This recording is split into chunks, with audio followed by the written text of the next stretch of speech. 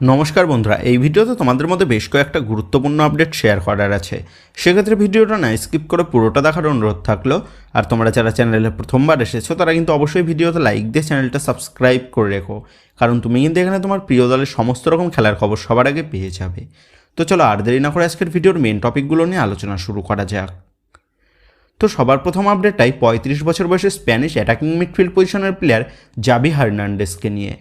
2019-20 মরশুমে এটিকের হাত ধরে আইএসএলে আগমন ঘটে স্প্যানিশ জাদুঘরের।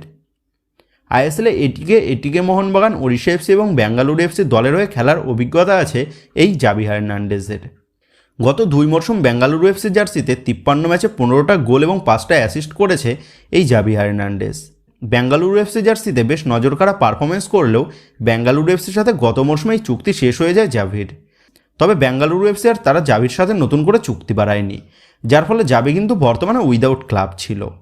কিন্তু নতুন মরশুমের জন্য এই আইএসএল পরীক্ষিত স্প্যানিশ অ্যাটাকিং মিডফিল্ডারকে এবার কিন্তু চূড়ান্ত করে নিল জামশেদপুর এফসি, তারা তাদের ফ্রান্সের মিডফিল্ডার জেরেমি মানজারোর পরিবর্তে। তো নতুন মরশুমে জামশেদপুর এফসি জার্সিতে জাভি হার্নান্ডেজ কেমন পারফরমেন্স করে সেটাই কিন্তু এখন দেখার বিষয় হবে। তো যেরকম নেক্সট আপডেটটা বেরিয়ে আসছে 24 বছর বয়সী ভারতীয় রাইট উইংয়ের প্লেয়ার রাহুল কেপিকে নিয়ে। 1.6 কোটি টাকা মার্কেট ভ্যালুর এই ভারতীয় উইঙ্গার রাহুল কেপি সে 2019-20 মরশুম থেকেই সে খেলছিল কেরালা ব্লাস্টার এফসির হয়ে। কেরালা ব্লাস্টার এফসির দলের সাথে রাহুল কেপির 2025 সাল পর্যন্ত চুক্তি থাকলেও বর্তমানে দাঁড়িয়ে যেমনটা আপডেট জানা গেছে, Rahul KP Kerala blaster FC দল ছাড়তে পারে। আর সেই মতনই এই মুহূর্তে ট্রান্সফার মার্কেটে যেমনটা আপডেট জানা যাচ্ছে, এই ভারতীয় উইঙ্গারকে দলে নিতে এবার কিন্তু আগ্রহ প্রকাশ করেছে ইস্টবেঙ্গল ম্যানেজমেন্ট। আর যেমনটা খবর, ইস্টবেঙ্গলের স্কাউটিং টিম তারা কিন্তু রাহুল কেপির এজেন্টের সাথে কথাবার্তাও শুরু করেছে। তবে আবার ইস্টবেঙ্গলের পাশাপাশি আইএসএলের আরও 2 ক্লাব তারাও কিন্তু রাহুল কেপির সাথে কথাবার্তা বলছে, তেমনটাই আপডেট। সেক্ষেত্রে এখন এটাই দেখার বিষয় হবে শেষ পর্যন্তই রাহুল কেপিকে দলে নিয়ে নিজেদের দলের আরও শক্তি বৃদ্ধি করতে সক্ষম হয় নাকি ইস্টবেঙ্গল কর্মকর্তারা। তবে নেক্সট আপডেটটা বেরিয়ে আসছে 31 বছর বয়সে আর এক স্প্যানিশ অ্যাটাকিং মিডফিল্ডার বোরহা হেরেরাকে নিয়ে। তো এই বোরহা হেরেরা গত মরশুমে সে হায়দ্রাবাদ এফসির দল ছেড়ে সে যোগ দিয়েছিল ইস্টবেঙ্গল দলে, এবং গত মরশুমে ইস্টবেঙ্গল জার্সিতে বেশ দুর্দান্ত পারফরমেন্সও কিন্তু দেখিয়েছিল এই বোরহা হেরেরা। তবে গত মরশুমের জানুয়ারি ট্রান্সফার উইন্ডোতে ইস্টবেঙ্গল দল ছেড়ে বোরহা হেরেরা যোগ দেয় এফসি গোয়াতে। আর গত মরশুমের জানুয়ারি ট্রান্সফার উইন্ডোতে ইস্টবেঙ্গল দল ছেড়ে এই বোরহা হেরেরা এফসি গোয়া দলে যোগ দিয়েছিল 6 মাসের চুক্তিতে, যার ফলে বোরহা হেরেরার সাথে এফসি গোয়ার চুক্তি কিন্তু শেষ হয়ে গেছিল। আর ইস্টবেঙ্গলের সাথে বোরহা হেরেরার 1 বছরের চুক্তি থাকার জন্য বোরহা হেরেরা কিন্তু বর্তমানে উইদাউট ক্লাব ছিল। তবে বর্তমানে দাঁড়িয়ে যেমনটা আপডেট জানা গেছে, এই বোরহা হেরেরা এবার কিন্তু সে পার্মানেন্ট ডিলে যোগ দিয়েছে সেই এফসি গোয়া দলেই। সেক্ষেত্রে এবার নতুন মরশুমের শুরুর থেকেই এই স্প্যানিশ অ্যাটাকিং মিডিওকে এবার এফসি গোয়ার মাঝমাঠকে কিন্তু কন্ট্রোল করতে আমরা দেখতে পেতে চলেছি। তো যেভাবে নেক্সট আপডেটগুলো বেরিয়ে আসছে মোহনবাগানকে নিয়ে। তো তোমরা জানো গতকাল মোহনবাগান ম্যানেজমেন্ট তারা কিন্তু সকল মোহনবাগান সমর্থকদের সেই দীর্ঘ প্রতীক্ষার অবসান ঘটিয়ে অস্ট্রেলিয়ান গোল মেশিন জেমি ম্যাকলারেনের নামটা অফিসিয়ালিভাবে ঘোষণা করেছে। আর মোহনবাগান দলে যোগ দিয়ে জেমি ম্যাকলারেন যে বেশ খুশি হয়েছে তেমনটাই কিন্তু তিনি জানিয়েছেন।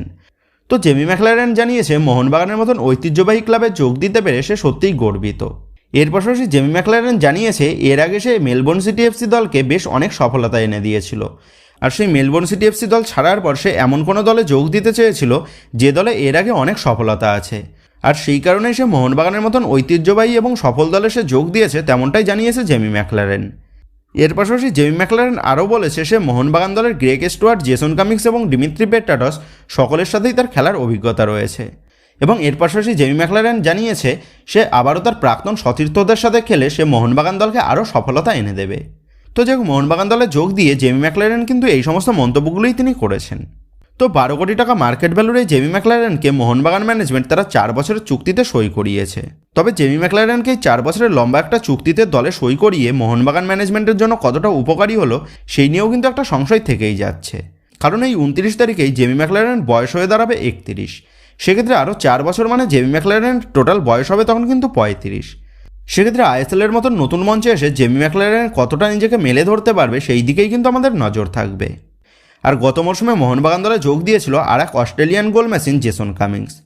তবে এ লিগে সে যেমন দুর্ধর্ষ পারফরমেন্স করেছিল সেই রকম দুর্ধর্ষ পারফরমেন্স সে কিন্তু মোহনবাগান জার্সিতে তেমন একটা মেলে ধরতে পারেনি, যার ফলে একসময় জেসন কামিংসকে বিদায় জানানোর মতন স্লোগানও কিন্তু তুলেছিল মোহনবাগান জনতা।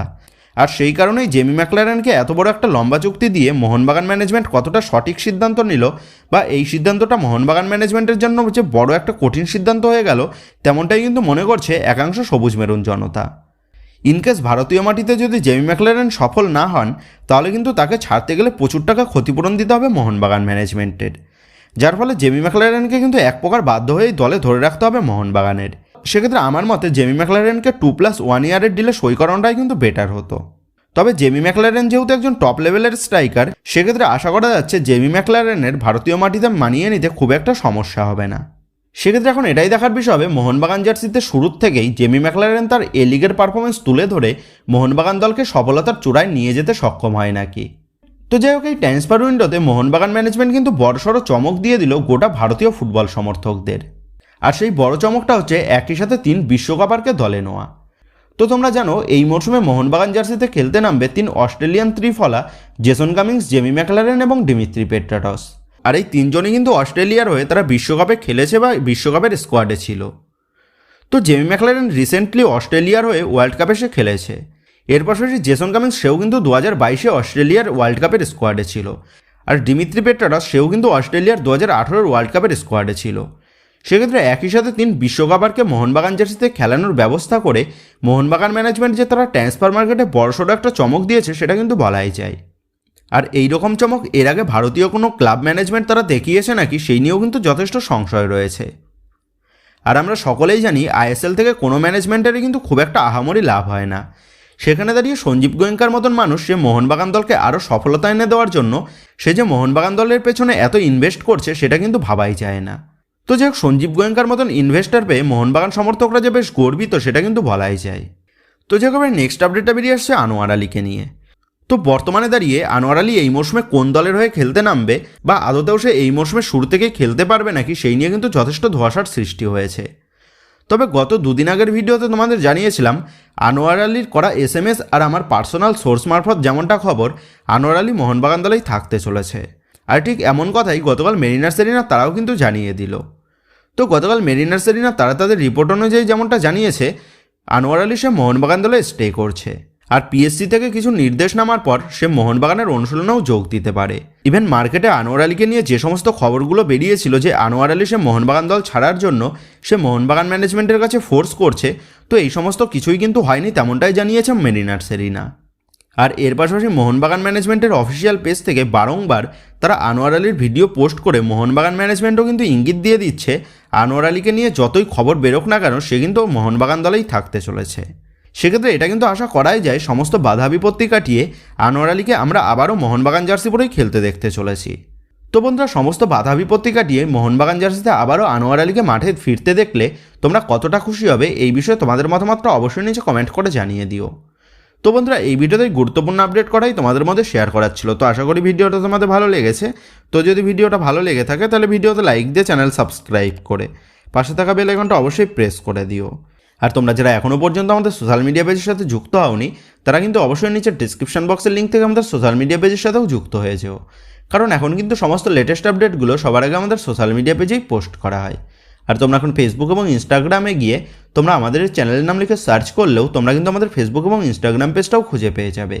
সেক্ষেত্রে তোমার প্রিয় দলের সমস্ত রকম লেটেস্ট আপডেট সবার আগে পাওয়ার জন্য এবং আমার সাথে সরাসরি যে কোনো বিষয়ে কথা বলার জন্য তোমরা কিন্তু অবশ্যই মনে করো আমাদের সোশ্যাল মিডিয়া পেজের সাথে যুক্ত হয়ে যেও।